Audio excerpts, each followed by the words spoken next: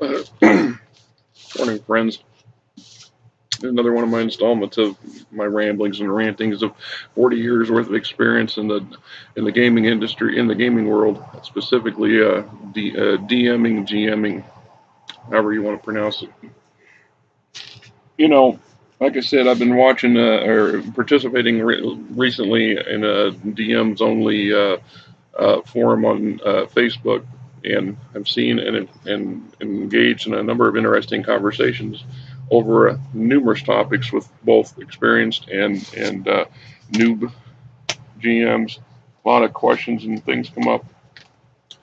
And I've reviewed this particular book before, and I don't know, I can't say without a doubt in my mind that there is a newer variant on this.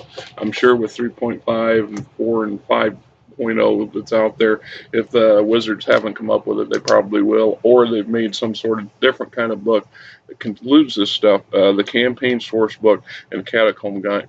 What I want to focus on is that first part, the campaign source book, which in this particular book covers a lot more than just that. And there's a lot of topics in there that we come into issue with on a regular basis. And, we don't necessarily uh, access this sort of stuff for that purpose, but it's good information for a GM and a player to have ingested and to come to terms with, or at least have an idea what to do when something occurs. In this particular installment, I want to talk about cheating. We all cheat. We all fudge rolls. We all change the dice. We all misinterpret things, whether it's intentionally or not. Well, there's the debate, right? I mean, there's something I refer to off and on as the spirit of the game, spirit of gaming. This is where we all sit down at the table and with the intention of entertaining ourselves and each other in a common endeavor that we enjoy.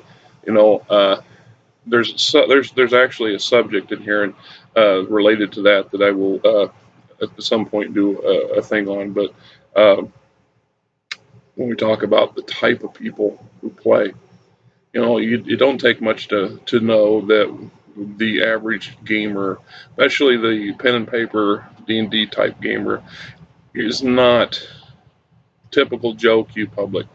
There's something off or odd or different or special about us. We sacrifice it one weekend, 1 week a month, or one, 6 8 hour evening a week to sit down with our friends and bury ourselves in a fantasy setting, whether it's futuristic or archaic, it doesn't make a difference. And instead of sitting there watching sports or pursuing some other type of hobby, and a lot of the norms, and it, don't get it. They don't understand it. We've seen a lot of heat over the decades. Fortunately, things have matured a lot since my early days when the religious types were screaming on the TV about banning the books and burning the devil, blah blah blah. And you still see the occasional nut job that's gone off on a tangent, done something terrible in public, and then blames it on his gaming. And that's where a lot of the public gets the wrong idea about what we do and why we do it. And I'm not here to go on and on about that because you don't need me to do that.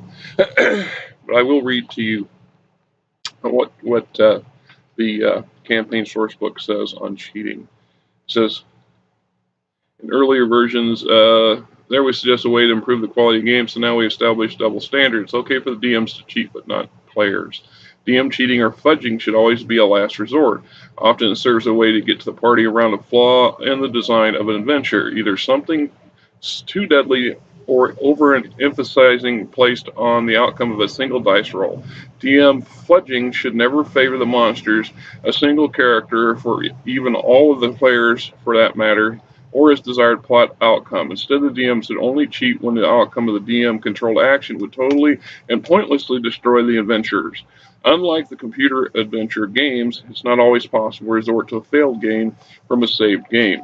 Restart a failed game. Cheating should be both constructive and give players some control over their destiny.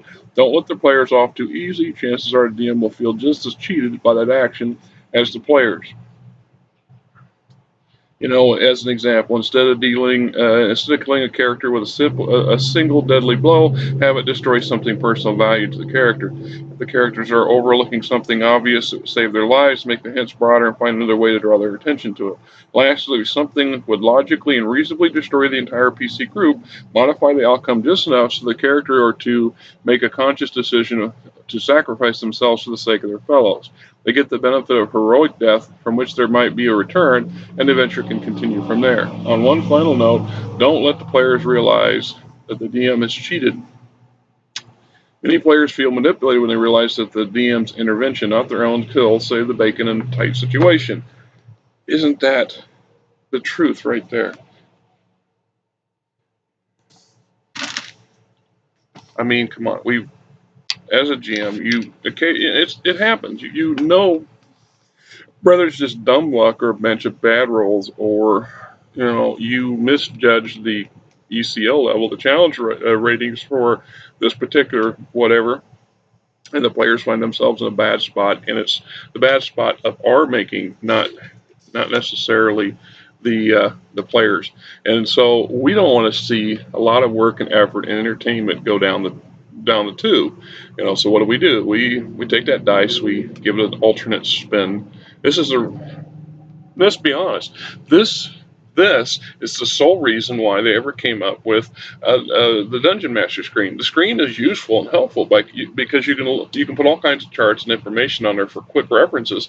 I'm not going to debate that. I mean, that's the truth. But the true intention of that was to protect the dice roll. So we can make dice rolls that our players can't see. And while we, on the other hand, get to see all their dice rolls. And the reason for that is because the players are not supposed to be able to alter the dice that they roll. If they roll a fail, they roll a one, they roll a one. And it's up to us to decide how that outcome is going to be. And you can go by the book, and in that case, this character's the toast, or the rug's been pulled out from underneath the whole group, and now they're in a bad spot. On the other hand, we roll that dice undercover, and we can alter the outcome instead of saying it was an automatic. It's a crit. We say they got a devastating hit. They take some super damage, but there's an opportunity for them to one or more of the players to save the day or to vacate the premises and come back and fight another day. That's also within the gaming concept of spirit of the game. The judgment there for us is to determine when to do that, how often to do it, and try not to let personal issues, because this book talks about some of that stuff too, and I'll discuss that in another log. But our own personal issues sometimes can cloud our judgment. We don't want to do that. I mean, it can easily happen. Uh, I personally have on numerous occasions had players that just rolled poorly. You know, they rolled poorly, and I could see the trend. They were losing fast, much faster than what on a typical day they would have against a particular beastie or group of beasties that I put in front of them.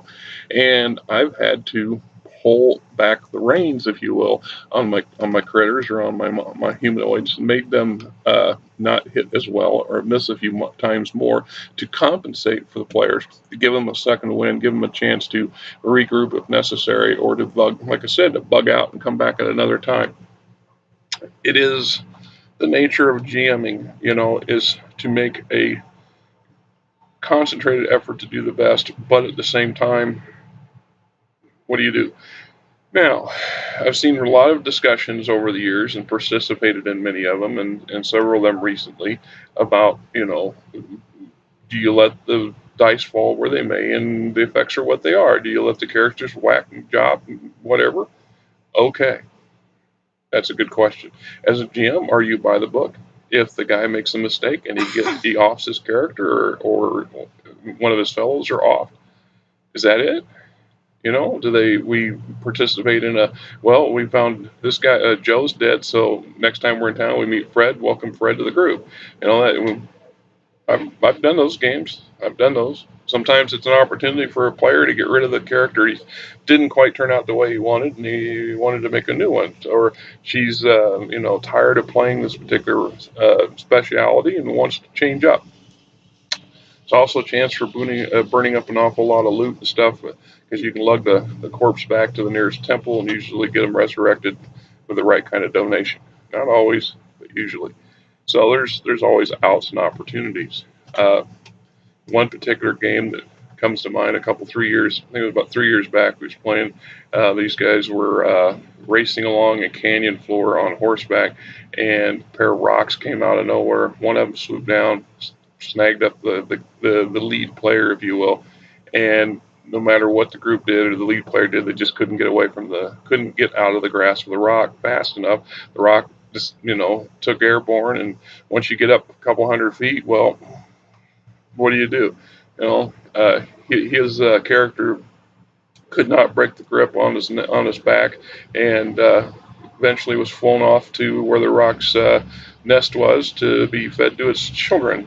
So, at that point, the game had been going for 6 months, and they were okay, but the group in general were kind of we're kind of agitating to switch to another game system for the next 6 months, and I was good with that. So we let it ride an alternate, and I did put alternate options down. I told the rest of the group, I said, you can track this thing down. The rocks, they're not going to be hundreds of them out here. You can find its nest. You could probably rescue, our player here. His character may or may not survive that encounter with the smaller rocks, but he'd have a better chance of defending himself against them than he would the parents. Uh, I offered the opportunity of the letting, a fudge. So the lead character managed to break it, because I did put it out there. Hey, what if you managed to break the grip on your on the back and swung around and climbed up this thing and engaged it in a combat from 300 feet up while you're hanging on to it? I'd have played that one out just to see how it played out. But he like I said, he went with the rest of the group, and we decided to end the campaign there on a sour note, and that's the way it works sometimes. What do you do? So cheating, player cheating. Oh, that frustrates me to no end as a GM. There's plenty of opportunities, but every now and then you'll get somebody that always seems to roll high. He's, I don't know, it's just a natural, he's a natural dice roller that either knows how to put a spin on his dice, and it is plausible. It's not, the dice are set up so you shouldn't be able to do that, but as well as I do that if you apply a dice from the right angle with the right number facing up, you have a good chance of ending it up on the other side with a higher set of numbers or a lower set of numbers, depending on your throw. If you get good at it, well, is that a skill or is that cheating? I've also played games where we didn't have access to dice. In lieu of dice, we used decks of cards where you discard the face cards and you use the ace through 10. So now you got a 1d10. And if you stack a pair of those together, red and black, now you've got a d100. So it's possible to actually not use dice in a game. I'd rather have the dice, but in a pinch, the cards work. In his case, he just stacked his deck, so the high cards were always there when he wanted to roll. And it gets old too. You know, First off, everybody wises up to it at some point, and then the ones who are following the rules that are staying within the spirit of the game, they get a little cheesed about it, and that's for good reason. The player himself, he's smugging and smirking and thinking he's got one up over on everybody because he's constantly hitting, he's constantly doing this, and outright accusations against him. I started to adapt the roles on my side of the table, so to speak, to counter his high rolls. So he might get a high swing, but then the BC's going to get a high attack rate on him. And eventually, though, it came out, the group got upset, and the character, or the particular player was, I don't want to say banished, but disencouraged to play with our group and went off to do his own thing. He started his own group, which didn't last very long because you break the spirit of the rule or the game, and you don't play within the spirit of the game constantly, no matter how it is. If you're a min-max player and you just basically want to set up an arena combat, you still need to follow the rules to some degree. And if you're constantly hedging things to your advantage, the other side's going to get upset about it, get sour, and carries through. So what do? I don't encourage outright cheating. It's like video games. You can have cheat codes all day long. You can do things that advance your character or your particular gameplay, and it's to your advantage to do so, but it takes away from something. And at some point, you've managed to, if there's you come to a block in the game or something where you just can't get over it, you can't get past it, you can't get through the boss that's there or the guardian gate or whatever, and you need that extra nudge. Okay, especially just so you can get to the end of the damn thing. I get that. Hey, there's the time. That's the time. But as the GM, as a player in this kind of game, cheating is a mixed bag. You know, fudging, as long as you do it judiciously, is okay. Especially since, as the book suggests, that it's for the favor of the players and not for the critters, the NPCs, the monsters. If you're fudging things till you win and they lose all the time, come on. That is not the spirit of how this is supposed to work. And we are not us against them mentality. And they talk about that also. But it's as a GM, we are the mediator, the moderator, if you will. We are the one who sets up the scenario, guides the players through it, and watches their interactions with it, and cheer on them, or maybe you cheer on the bad guys because you put a lot of effort into the bad guys, but you still give them a fair shot. And if you budget for their advantage to make sure that something gets accomplished and something don't, that's fine. I mean, okay, for me, I fudge when it's obvious this thing's going to go bad, and the character or the characters are in deep doo doo, and you don't want to see this thing come to an end. I also will fudge occasionally when it's when it's a timing factor. It's going to take forever for this fellow to magic his way out of something. So if we fudge something so he's successful on his second or third try, we just we just push the game forward, and we're not really interfering with the outcome because he would have got it. It's just like a skill roll. You roll enough times, you're going to get over the wall. It's just a matter of how many times, how many tries. So, and then I'll occasionally will fudge when something is going too easy for the group. If an encounter or something that I've set up, some puzzle or trap is overcome too fast because of luck, I let it go. But if it's overcome because I've misjudged their capabilities, then I need to fudge it to make it more of a challenge. And I do it in such a way that I make a note to myself. I take my pen and I make a note to myself on the side where I've miscalculated the danger level, the challenge level of this particular thing, and move forward. You know, those are the three key times I'll fudge. I try not to fudge at any other time if I can help it. It's a challenge, especially if I get irritated at the group or at a specific player. Once again, that's another topic for a different day. That's also in covered in this book. A lot of good stuff here, my friends.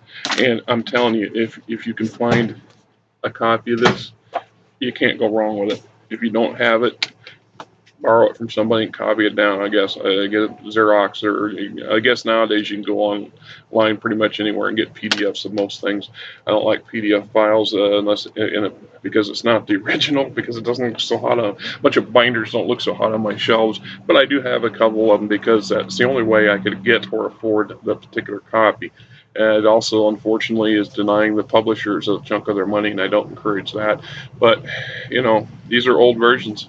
They don't publish them no more. So it's on, my friends. Until another episode of this, enjoy your gaming and have a